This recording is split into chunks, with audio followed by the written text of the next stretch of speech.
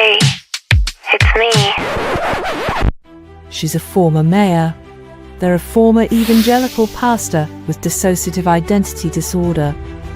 These two like to talk about the topics you're not supposed to talk about. They might cause you to perspire just a bit, but they'll definitely make you inspired. Let's talk religion and politics, and what spirituality and emotional well-being look like in a post-evangelical world. This is Paul and Ashley on Evangelicalish. All right. Good morning. Good morning. How you doing? It's not my best morning. I'm glad to Paul and glad to Ashley be here. rolled out of bed. I'll get Both some. of us, like, Go ahead. well, I'm just looking at both of us. We have like wet curly hair. Like it looks like you and I both rolled out of bed and like fell in front of our computers, and here we are, ready to talk to each other for the next hour. Well, thank you. I feel good about that.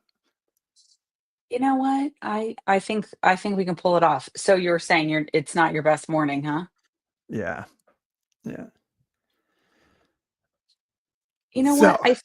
It's hot. I mean, like, you can tell when it's gonna be really hot around here because in the early morning hours, it's already hot in the upstairs.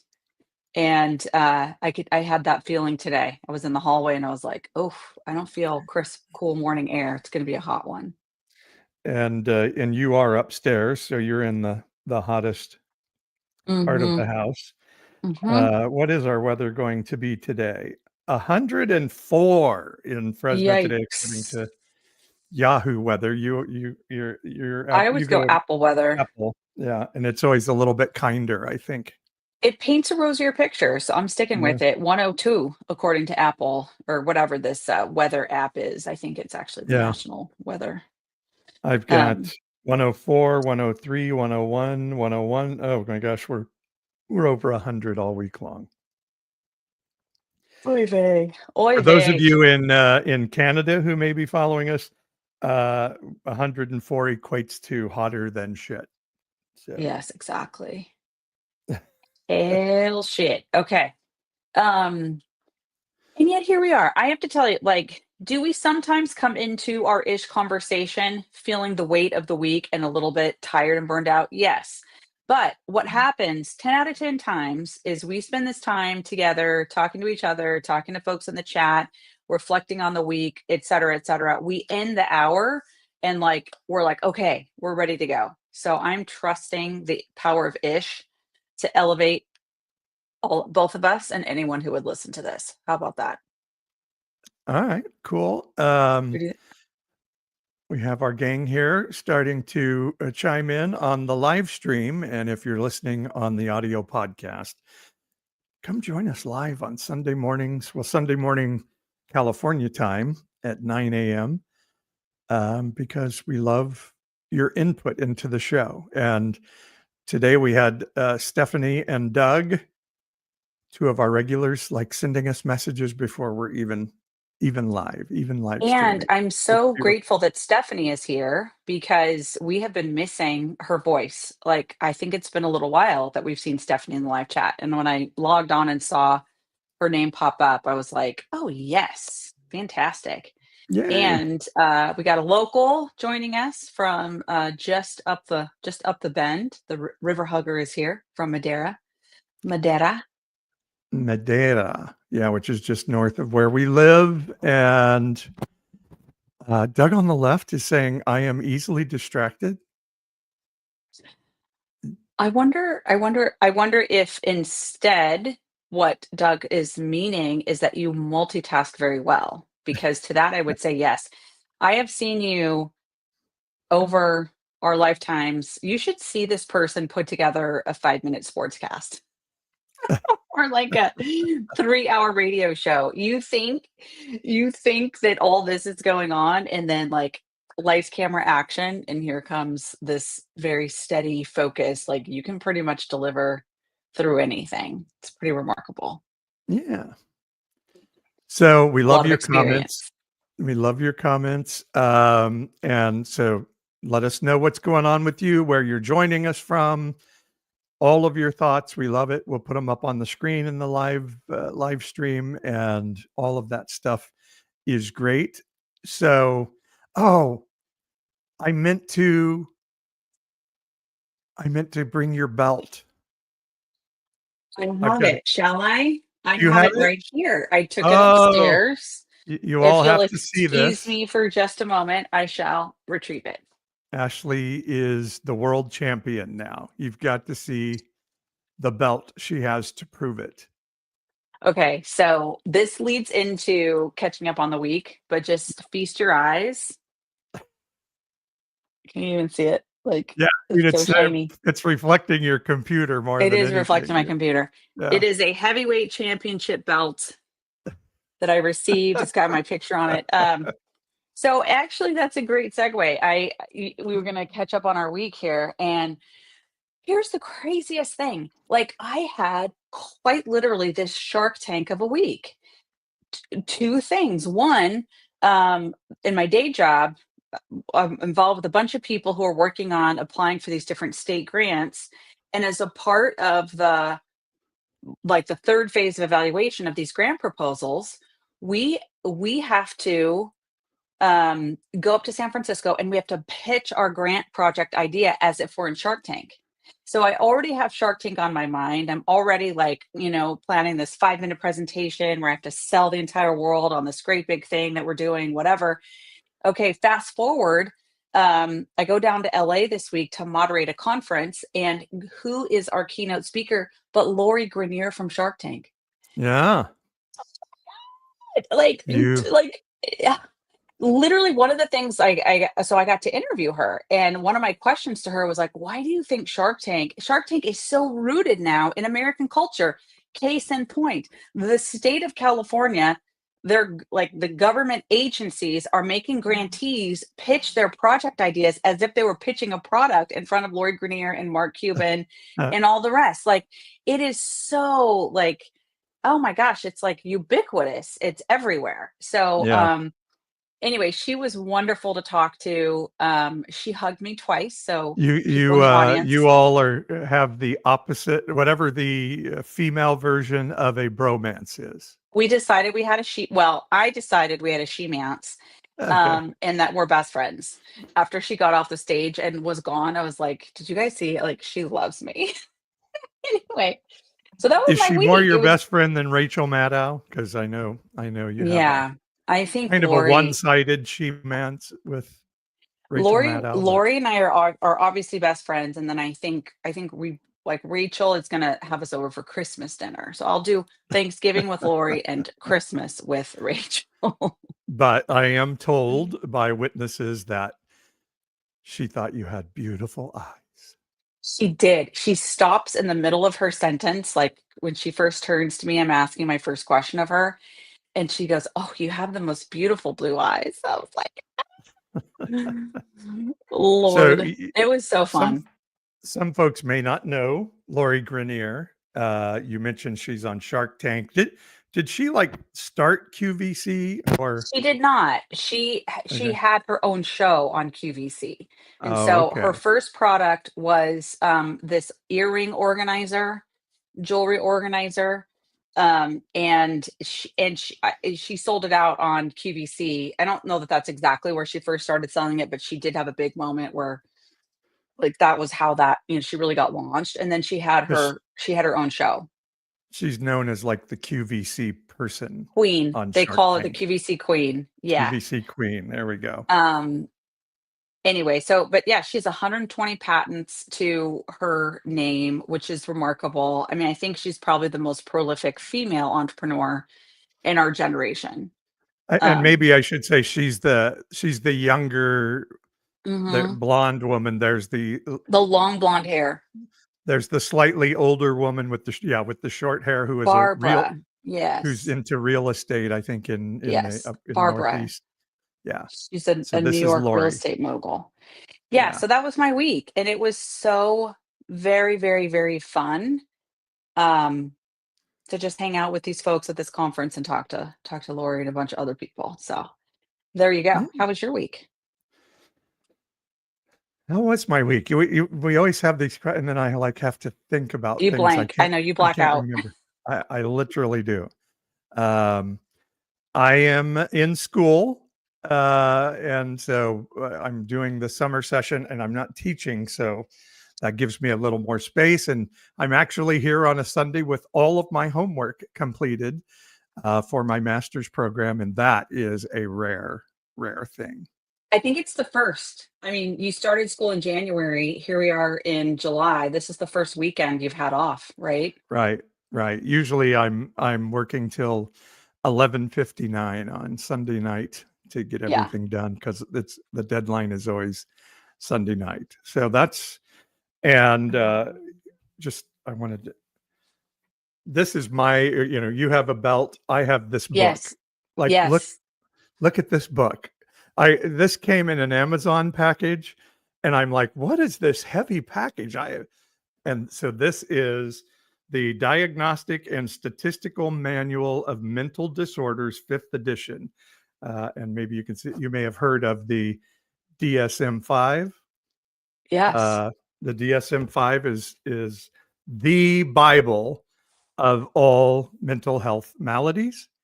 And this is where I do most of my work these days. So uh, looking through there and finding things we can do to help people with emotional and spiritual In health issues. Yeah, so I came home Friday night. I was on the road most of the week. Paul and I are talking, and you're like, I'm obsessed with the DSM. Like, I love looking through here, so you've really kind of found a rhythm and an interest in like assessing and understanding these various diagnoses. I think it's really great and it's really fun. Yeah, we should take a quick step back. RVR hugger. Is that what that is? Oh, River I thought it was. hugger. Mhm. Oh, I thought it was like RV hugger, like somebody had an RV that they really loved. But RVN? yeah. No, it's river. So they're asking, how did you garner the massive belt buckle? Yes. Well, and I responded in the chat. That was one of my little swag gifts for moderating this conference. So the conference Yeah. organizers gave it to me as a thank you. Um, well, and I appreciate going back to the DSM here. Doug on the left is pointing out very heavily misused piece of material, which is why it's so good to have people coming up into the field that are like, hey, we now know this. Like there's this great history that you can draw on of misusing the material, locking people in and down with some label or whatever. But it's a good tool, right? It's like it Right. helps guide you on how to support a person. And I would, my slight pushback on Doug would probably be the DSM isn't misused, just calling people crazy or deluded or saying people have a mental disorder is misused. If you actually start diving into the DSM, I mean, you can disuse it. He misuse it. He's right. But once you start actually looking at what the disorders are, and I don't even like the word disorder. I think it's just Yeah. people's brains work differently, and we have decided this is normal and this is a disorder, and we have to call them disorders so that health insurance will pay to cover the care for it. But yeah, if you really start Yeah. diving into it, you're like, oh my gosh, this is really amazing. You can, and there's this, and then I don't mean to go on and on, but the part of what we're learning is this idea of treating a disorder versus pathologizing a person. So, like for me, who has dissociative identity disorder, I am not a DID person. I am a person that has DID. The disorder is outside of who the person is. And Yeah. I do really love that concept. Yep. And I think like, gosh, now after 4 years of my own therapy and particularly kind of getting into internal family systems, like the idea um that there is healing, there is through whatever medium, medications, therapy, reflection, all the things, like your body, your mind does regenerate. And um having that hope right? Just or that you put out there, like, hey, you're not your label. That in and of itself is healing and helps pull somebody through. Yeah, there was a belief that you sort of hit a certain age and everything was set and couldn't be Yeah. changed, and we now Yep. know much differently that your brain can be reset and reordered in how it thinks. Sorry, my phone's going off here. And that is a really powerful thing, and that there is still neuroplasticity that says I can change how I think about these things. Yep.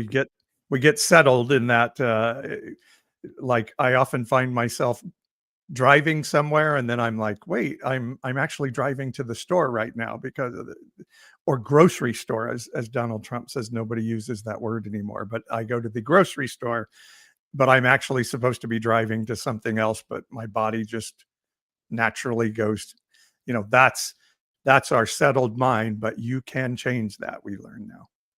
Yeah. Thank God for scientists who are helping us understand all this stuff and the all of the new neuroscience. I mean, it's remarkable.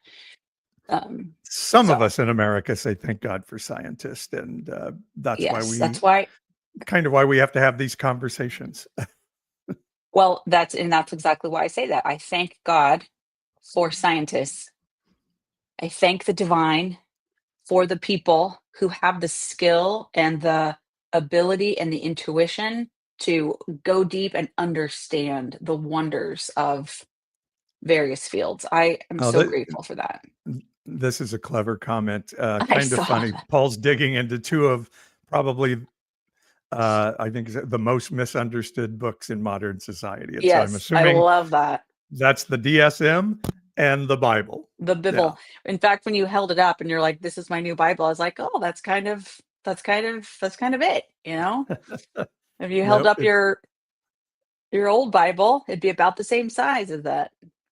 I feel like though, because we hear so much about mental disorders in the DSM now that when I got it, I'm like, ooh, this is it's a little bit like what Doug is saying. I'm like, oh, this is that book that people use. You're kind of right, Doug. And Yeah. it's one of the things you learn is like gender dysphoria is something that's being used to attack a lot of people. And I say being trans is not having gender dysphoria.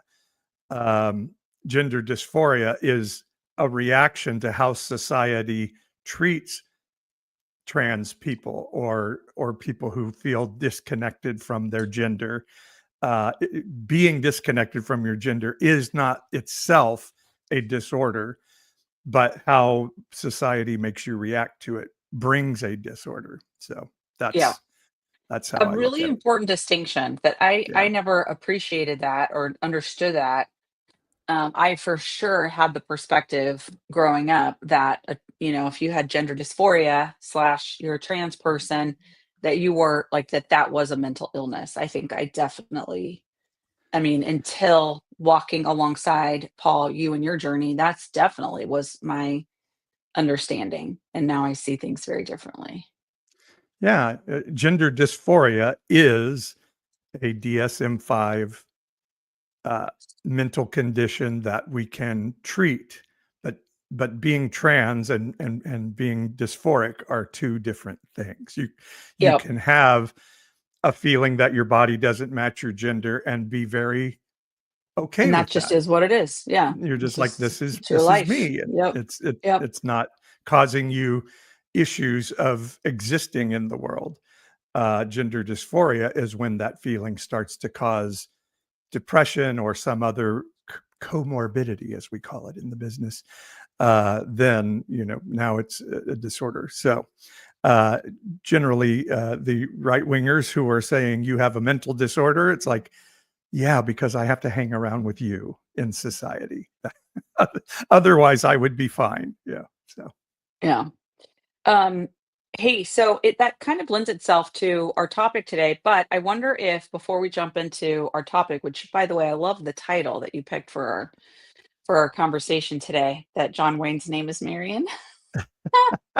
That's so Did you funny know to that me. before Only today? because you said it yesterday, and I also know, I mean, Marion is a male name or has been historically. Like there's some very famous men with that name, but I thought it was funny the way you put it. But anyway, before we do that, my suggestion to you this morning was like, hey, we moved our time to Sunday morning for Pacific time for those of you who are in the same time zone, and I thought it might be kind of nice to just have a little bit of spiritual grounding as we come into our ish conversation.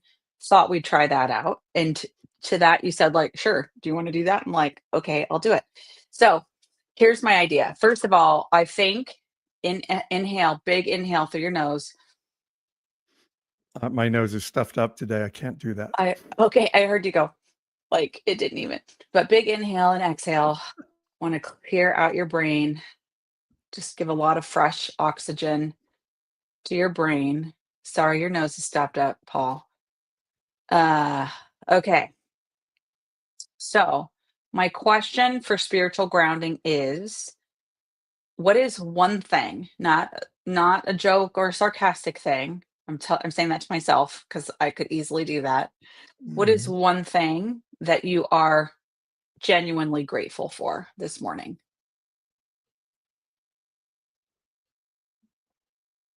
Are you asking me? Or are we just sitting with that?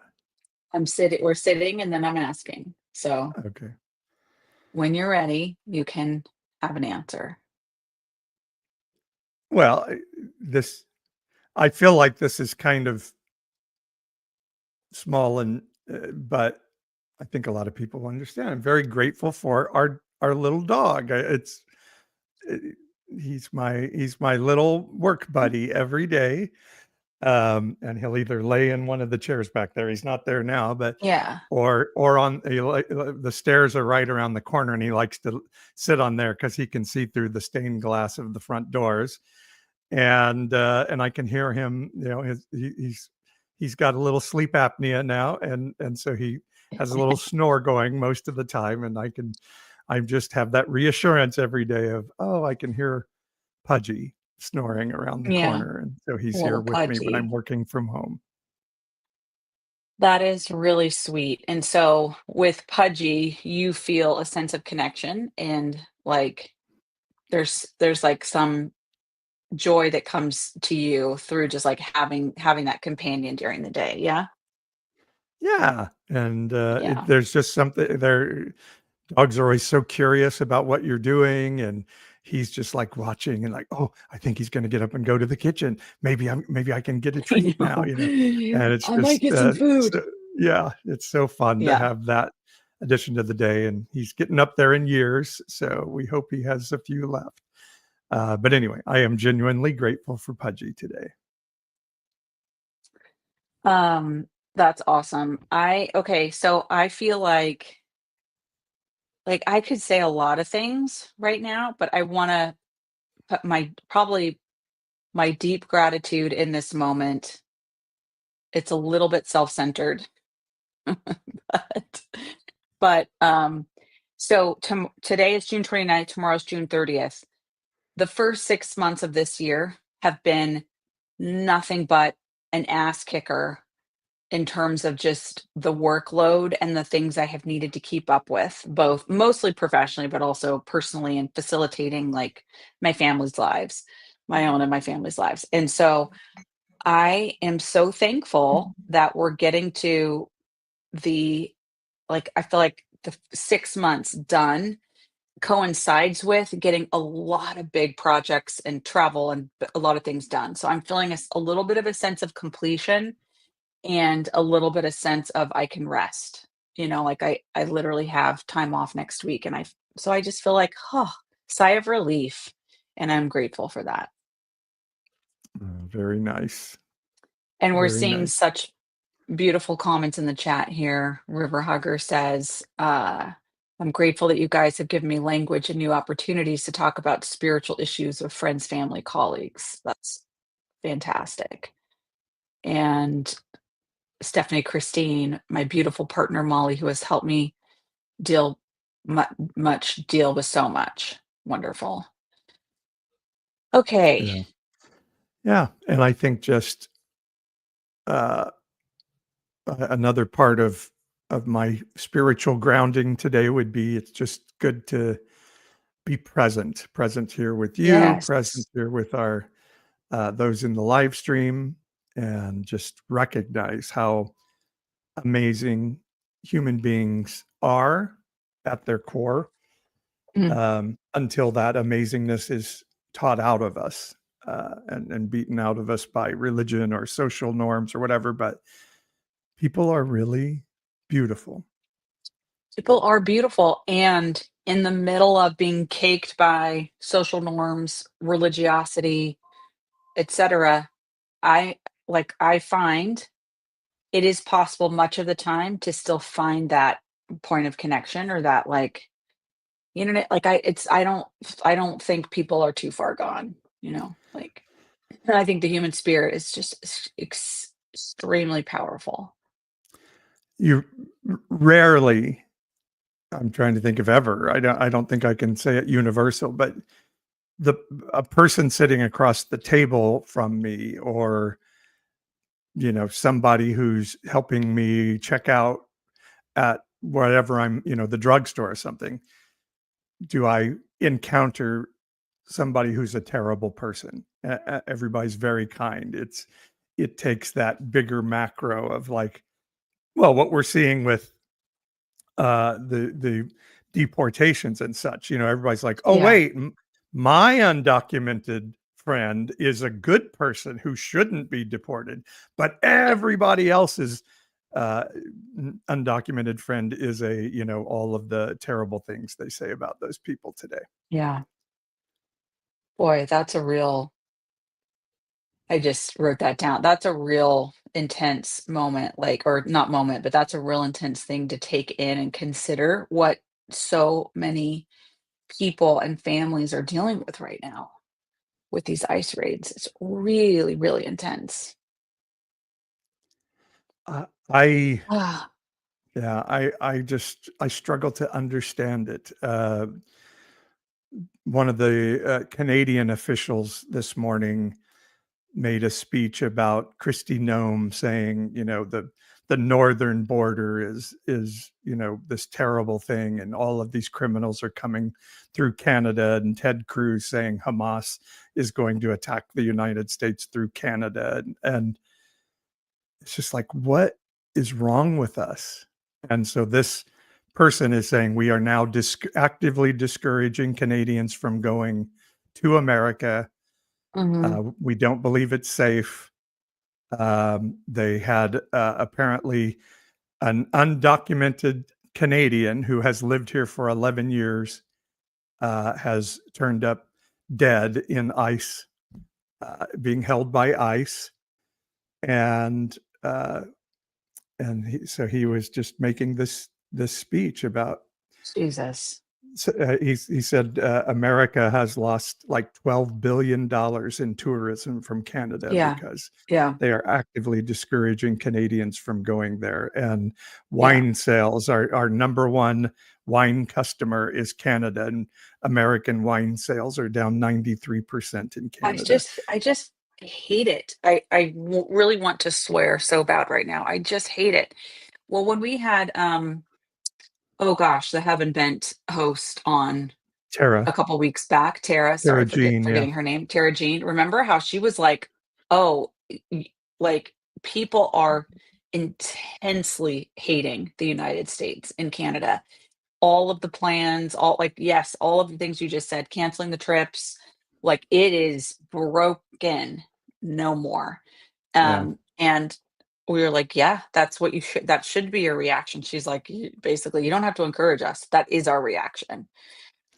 Anyway, okay. God, that's Well, and so. just to finish up on that, because I know we want to talk about something else. Canada signed a mutual defense agreement with the EU, not with NATO, but with the EU. And this person today making the speech said, we now consider ourselves part of Europe, not part of America. And just, I mean, just think about that. Like, I that's know. That's who America is on the world stage. It's It's just, so Handmaid's Tale. Like, it's yeah, literally fiction becoming I true. know. Um, It is. It is. But we God were going to damn. talk about Ugh. John Wayne today. Well, and I mean, to draw a tie, it's sort of like, believe it or not, I mean, if you start to think about this connection from ice raids to toxic masculinity, both streams have roots in a religious ideology that says only one version of society is the Jesus blessed version, and it's a very distorted, in fact, false representation of, the of the Bible. So anyway, I'm trying to make a little segue there for you. Yeah. Well, and Hopefully I did. I think Christy Gnome is a great example of this. She's found her niche of fame or whatever it is she's looking for, power, by lots of work here on the face, lots of, and so, we call her what, Ice Barbie now or something, because she'll go out completely made up to sort of be titillating for the males out there, and then puts on this tough guy. I'm going to wear this ice vest, and I'm going to talk tough about bad people, I know. and it I'm is so hot feeding. while I'm bad. Yeah, Yeah, I I'm hate going to it. turn you on with my looks and my, you My know, badge. my my toxic masculinity.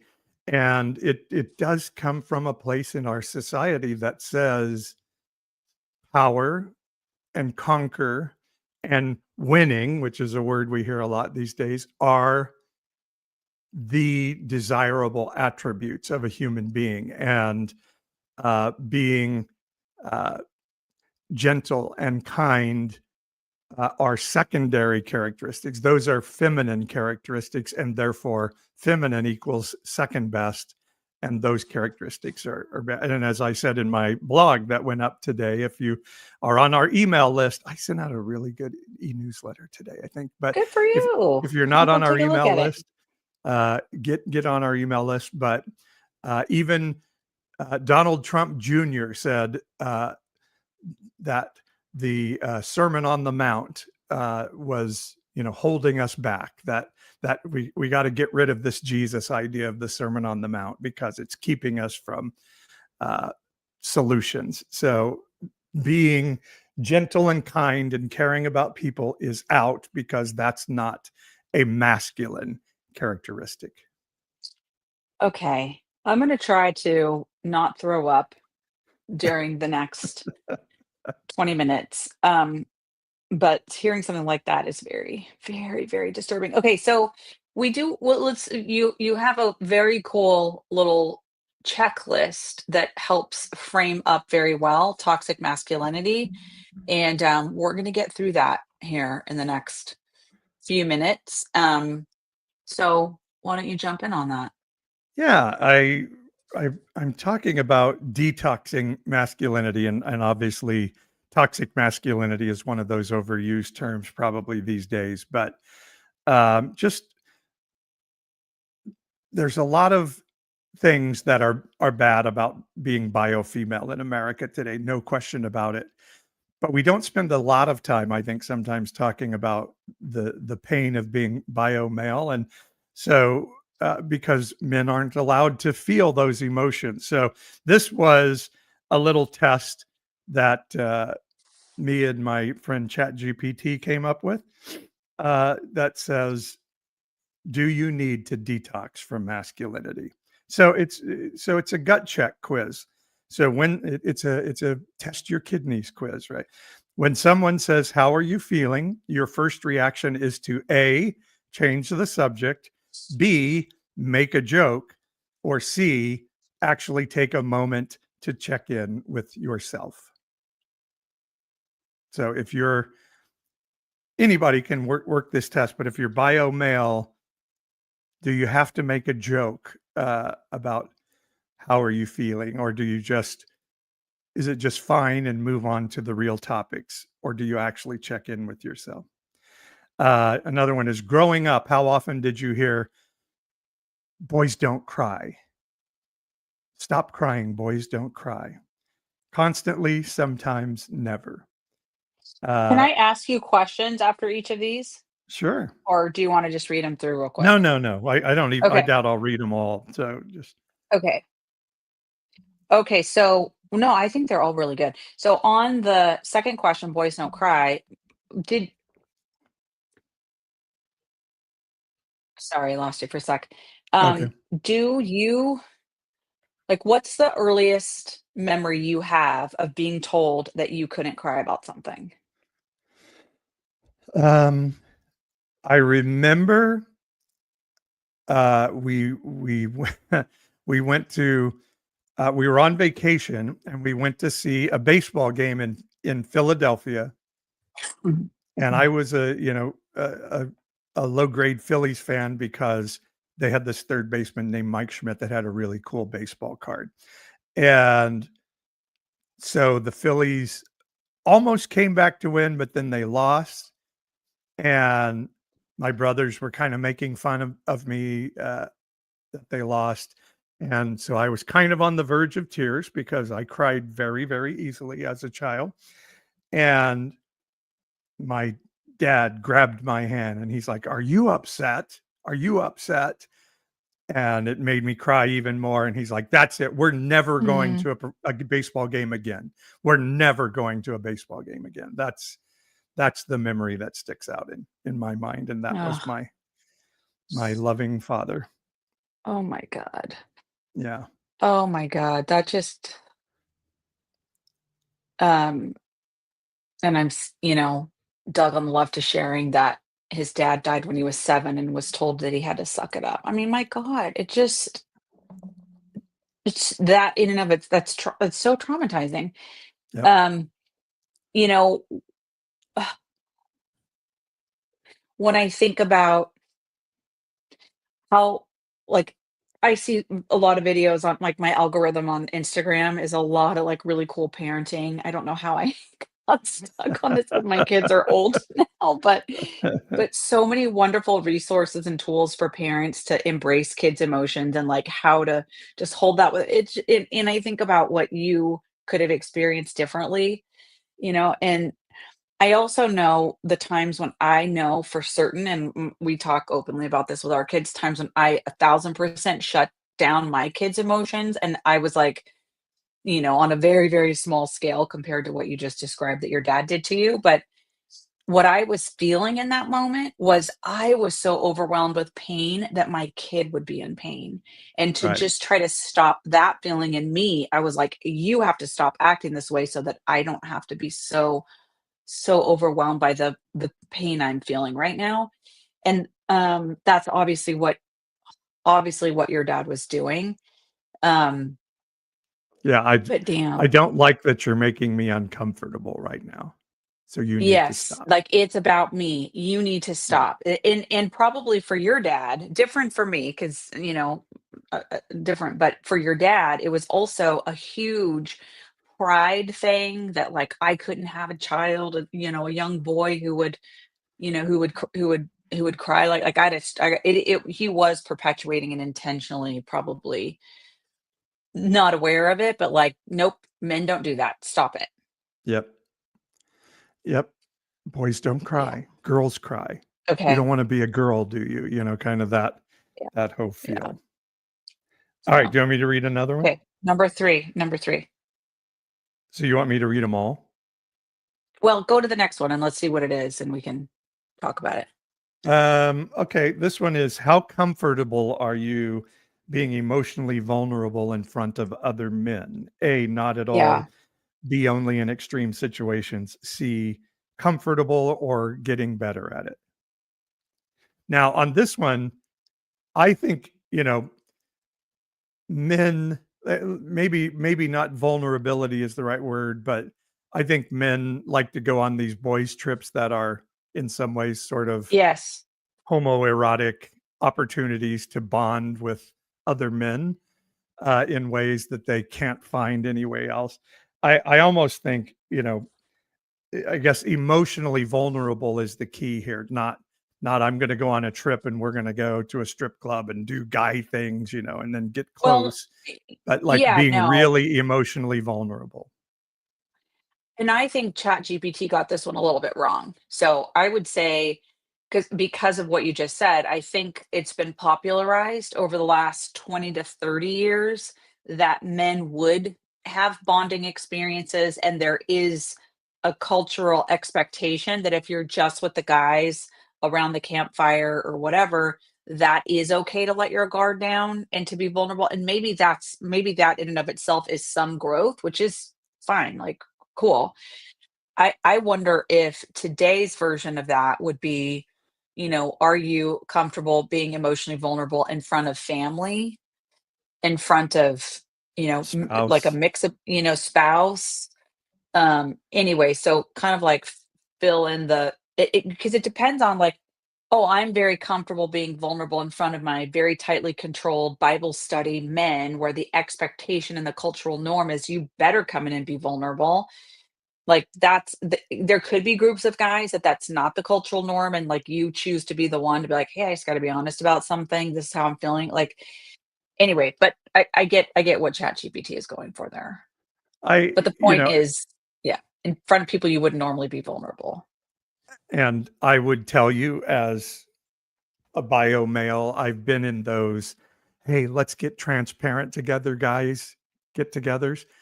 And I don't think I men are very hated transparent. hated It's them. just like, I looked at porn this Hated week, them. all the acceptable guy sins. That's Uh, it. there's rarely a like somebody would say, I don't feel like my gender matches up with my body. No man would ever say that in that group, That's right. So vulnerability, I think, is a malleable term when it comes to guy trips and things like that. I don't think guys really get vulnerable on those trips. They get vulnerable in an acceptable range of vulnerability. Right. But if Well, and somebody let says me, something really vulnerable, they all get like, oh, yeah. awkward. We don't know how to handle Um, this.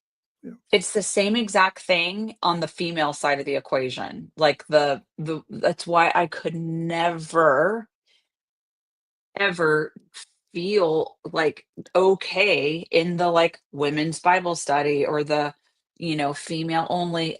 Let me say this.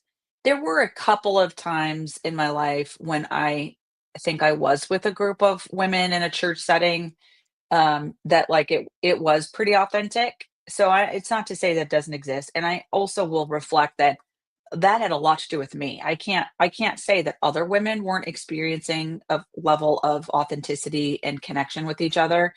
Um, so definitely a me thing. But what I was feeling at the time was there is a social norm in this group. It's like my vulnerability has to match what is valued in this group.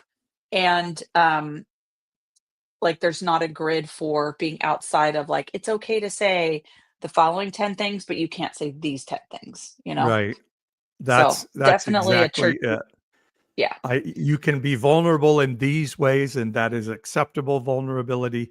Anything that uh, deviates from that norm in the women's group or the men's group is going to be met with Yep. awkwardness and perhaps ostracization. If I said that word, How do you say that? Ostracization. That's a yeah, word. That's a being word. ostracized. Yeah, Yes. and Um, there's one more here, and this is where we really get. I'll do this one, and then I'll post some of these during the week on social okay. media. Uh, when you're feeling low, overwhelmed, or like you might not want to keep going, how likely are you to reach out for help? A, Mm, I'd rather disappear than admit I'm not okay. B, yep. I think about it but worry if I'll be a burden. C, I have someone I trust and I ask for support when I need it. That's one of the keys, because men do not seek help for emotional issues because they've been told big boys don't cry. And getting to that vulnerability of a therapy session where it's like, hey, this is what's really happening inside of me. We have so had that ability taken away from us in society. Oh, of course women go to therapy. They're weak and they're emotional.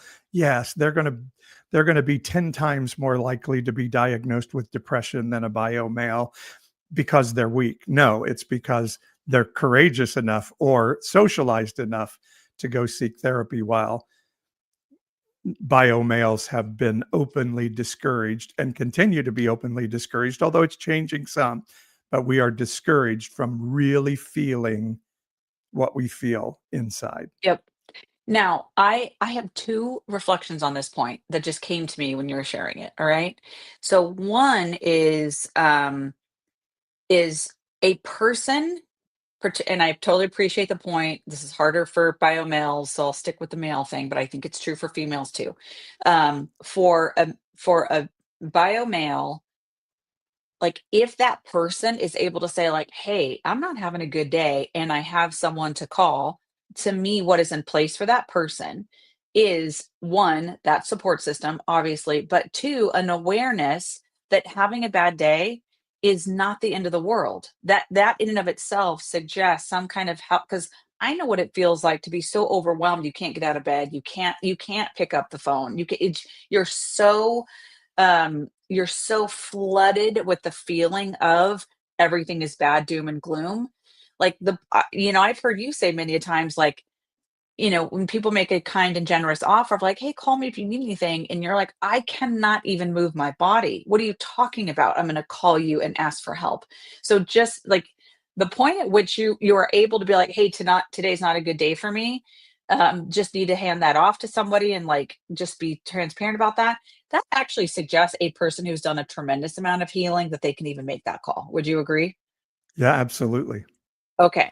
So that's Absolutely. thing one. But thing two Still is that something very difficult for me to do, because yes. I was socialized to don't make us uncomfortable. Yeah, your job, son, is to make your parents comfortable and not be a discomfort to them. And so there's Yes. still these parts inside of me who are like, no, no, we can't make Ashley uncomfortable. We can't make others around us uncomfortable. And uh, I've had enough people ghost me that I know there's that part of me is making a good point. But anyway, you were going to go to a second point there.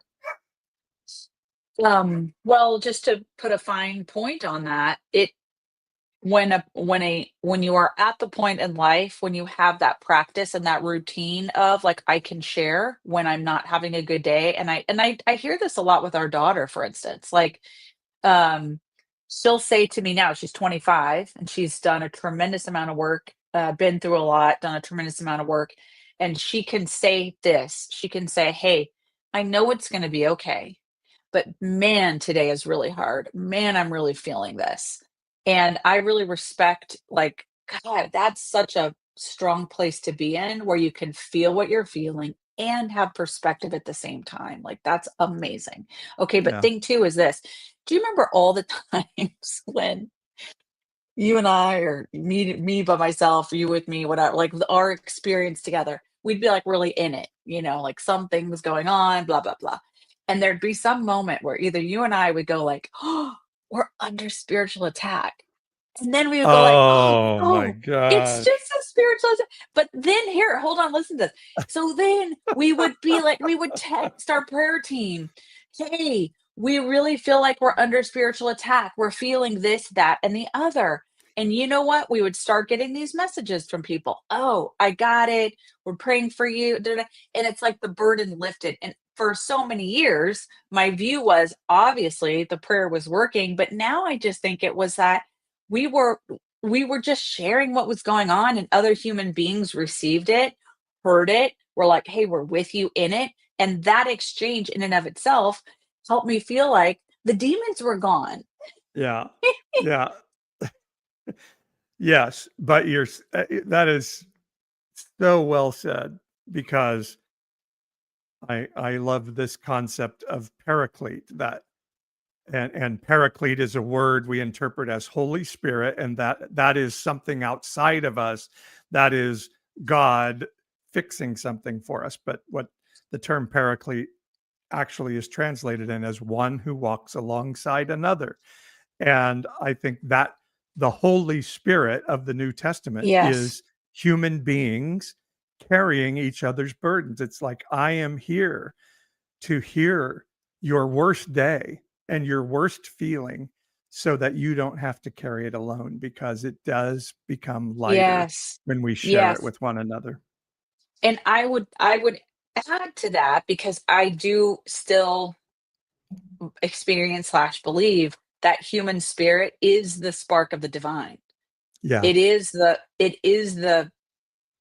part of you that goes on forever, that's connected to the the divine. And if you're not stuck in a original sin mindset and ideology, and if your perspective is every human being carries that, a spark of the divine. So when you have a person, you can say, hey, can you just hear me today and help me hold this? That paraclete of your day that's walking alongside you, to me, that is a spirit, a spiritual support. I can still see that as the Holy Spirit in another, but it's in that human container, right? right. Um, that comes It's through that human being, not outside of that human being.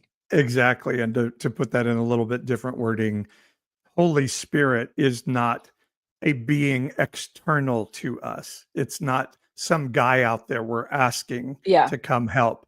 Holy Yeah. Spirit is us, is within us, and understanding we're connected to Yeah. something mystical and divine that gives us greater energy than just being ourselves. And that then when we connect that to the fact that I'm connected to you, or I'm connected to somebody else out there, that Holy Spirit becomes a really powerful thing. But it's not this guy we have to beg to have mercy on us today Right. That's so that we it. can get help.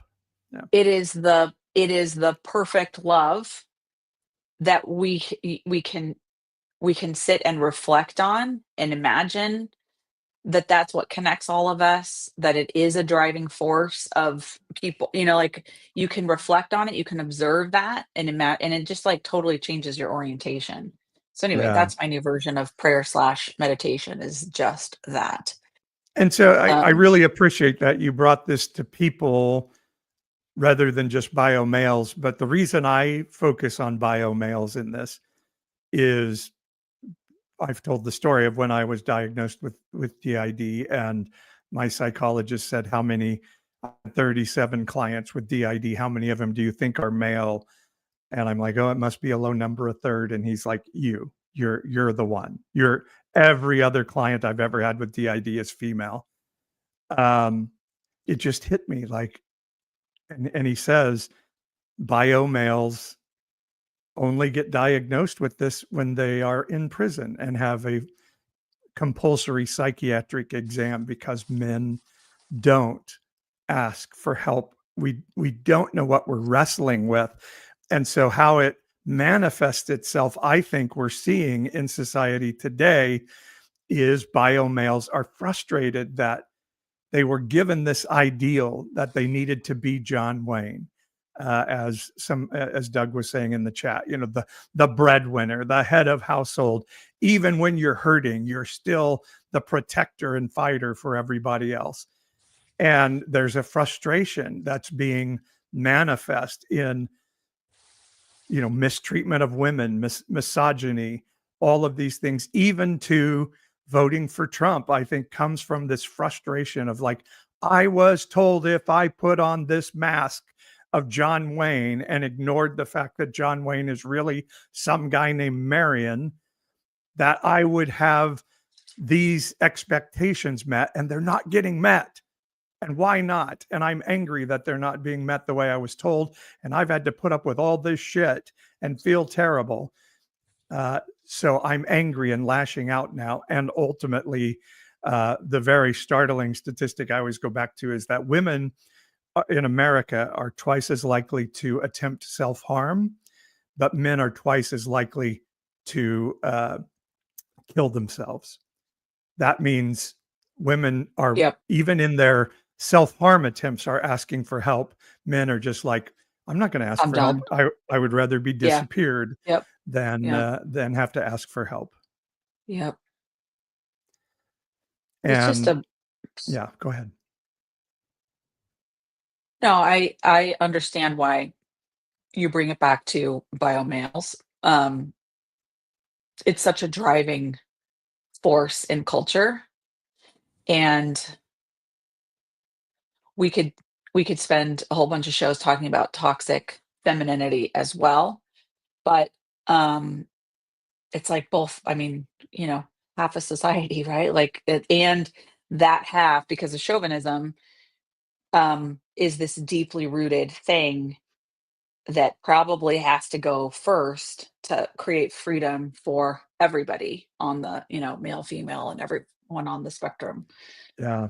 of Patriarchy gender. and misogyny, again, maybe overused terms, but these aren't just harmful to women.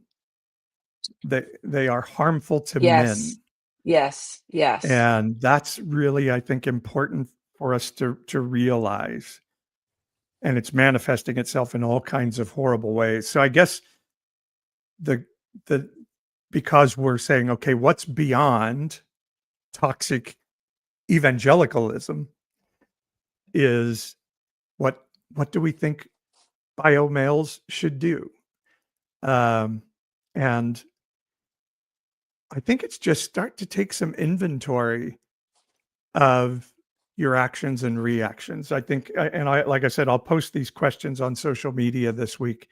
But when you feel like, okay, I'm kind of hurting today, but I can't tell anybody that, or I wave it off as like, you know, take inventory of that. Like, why am I doing that? There's a voice in my head, a part of me saying, Yeah. no, boys don't cry. Buck up, little trooper, be a man. And all of those things we hear and say, maybe I need to detox that. Maybe it's okay for me to have a moment of softness and vulnerability to say, hey, I'm not okay right now. Well, and I'm just imagining how many men, like, let's imagine that that happened and that, like, you know, across America, it's this in this next week, every male woke up and, like, or that needed to go through this sort of evolution and healing, like, had a moment and they're like, God, no, I really do want to be able to honestly share and trust somebody to help hold what is real and true and what's really going on inside of me and my system. So then I imagine, like, men turning to their spouses and being like, "Hey, this is really true for me." And how many women would be like, "Oh, no, you don't. You suck it up." Like women would spew it right back. And having been a person that's done this to you a number of times, like, I can't handle that. Back inside it goes. Stuff, stuff, stuff. So, like, yeah, this is the whole of society type of thing. Yeah. Yeah. And I think a step is like reach out to me. Sometimes it's really hard to reach out to somebody we know. And so find a kind stranger and just say, I need to talk. And, if we were to finish with a what's on my mind today, and I always tend to go to like, what am I watching on streaming these days? And I started watching a show called A Million Little Things.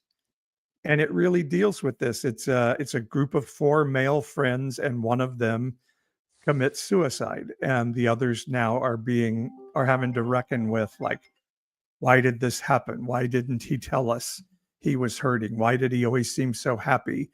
And it really does kind of force this test your kidneys, I call it introspection, kidneys being like test your emotions from the Bible and say, am I willing to tell somebody I'm hurting, or would I prefer just to jump off a building instead? Yeah. And we need you. We need you not to jump off a building. We need you not to eat your pistol, as Stephanie said here. Um, it's okay. It's okay to be hurting. Men are hurting. I have during COVID, I got the chance to interact with so many, particularly like Gen X men who now that their children are out of the home, they're starting to have to really reckon with life, and are starting to say, I've always felt off. I've always felt like I don't match up to John Wayne, and I'm going to start to understand why, and to tell myself it's okay that I'm more Marion than I am John Wayne. And that's okay, because John Wayne is an imaginary, unreal, unattainable place for biomales to try to be emotionally and psychologically, Yeah. even physically, in the world. Ooh, that's a good line. I'm more Marion than John. Um, and it's super interesting that what you're currently streaming is so on point with this topic. So definitely something to share, that series as well. Okay, I think what's on my mind, it's funny because every time we do what's on my mind, which we don't every week, but literally what comes up for me is my to-do list. Like, and I'm realizing I am constantly carrying the check it off, like da da da da da. That is what I walk around with my mind all the time, is on what is the next thing that needs to be done. So I Right. think for me to sort of I was thinking about this yesterday, like I really need to I need to sit and spend some time with meditation, reflection, and I know when I'm out of whack, it's like I need to go to a mental or spiritual chiropractor when all I'm doing is carrying the to-do list. So what's on my mind is the fact that, "Oh, okay, girl, like you need to shift your mindset. You need to get some space from the to-do list and kind of open yourself up to connection, feelings, all of that." So that's what I'm committed to doing this week. And you're going to be near the ocean this week. And In fact, I have the perfect excuse to do just that because I'm headed to the yeah, coast for a little 2-day spa mini retreat with a girlfriend. So that'd be nice. yeah, the ocean always does that for me. I always feel a lot of spiritual connection when I'm next to the ocean. I don't like to be in the ocean, and particularly in the Central Coast where we go, where the water is like 58 degrees, and Yeah. outside is 70 degrees, so it's very, very cold. But just seeing the expanse of the ocean, the flow of the ocean, the knowing the impact this has on Earth, it always makes me feel very much in a open to spirituality kind of headspace when I'm there. Yes, agreed. Don't need to get in it, just need to see it. There are big, nasty animals in there that I know that Hell no. Don't know need to how to be in move in the water much better than me. So, which I it. just saw a social media video this morning of a guy uh, fishing out of a kayak, and he's got these three big poles. I don't know where he is, and then all of a sudden he's like, "Oh boy, that's a great white shark! That's a great white shark! Got to cut off the bait before he pulls me under." And he's like reaching to try to not fall into the ocean from his kayak and trying to cut Oh these lines. no. And I'm like, this is like my worst nightmare, Worst nightmare. Worst effing nightmare. No, thank you. No, thank you, internet. I do not want to see that. And last thing, I know Right. we've got to go, but did you see Jaws when you were a kid? I did. Well, but I saw the version that when it was on, like, remember how they used to do Sunday night movies? Like, was it CBS that would have like the movie Oh yeah, night? the And they movie of the week remember or how something. the movie that was so cool because it was like you got to see something that normally you could only go to the theater, but it was on your TV screen and it was edited, as a little like they took out some of the intent. So I They only saw it on sanitized TV. it, yeah. They sanit I don't know if I have therefore really seen it, but that's what I saw. And it was terrifying. Yeah, it's 50 years old. It's celebrating its 50th anniversary. I when I saw that, I'm like, holy shit, I'm old. Well, I mean, I probably was watching it on TV when I was 6 or 7 or 8, and so it was at quite a while after it had been released in the theater then. Yeah, Amazing. yeah. Ugh, that Yay, things that are yeah, 50. Woot woot. that movie changed how everybody went in the water forever. And by the way, Forever. getting attacked by a shark is like one of the rarest things that can ever happen to you. Just Still FYI. not getting in the water. Still not doing it. All right. All right. We got to wrap Try up to here. test your kidneys out there, biomales and biofemales. And share your experiences this week. Let's hear Yeah. from you guys. It would be really encouraging to just hear what's going on with you. I love that. Okay. Do all the stuff. Like this, share it. It'll be out as a podcast on audio soon. You can share with people, Spotify, Apple, all the stuff, and sign up for our newsletter. I did such a good job on it this week. Somebody's got to read it. So thank you all for being with us. We love you. We will see you next time.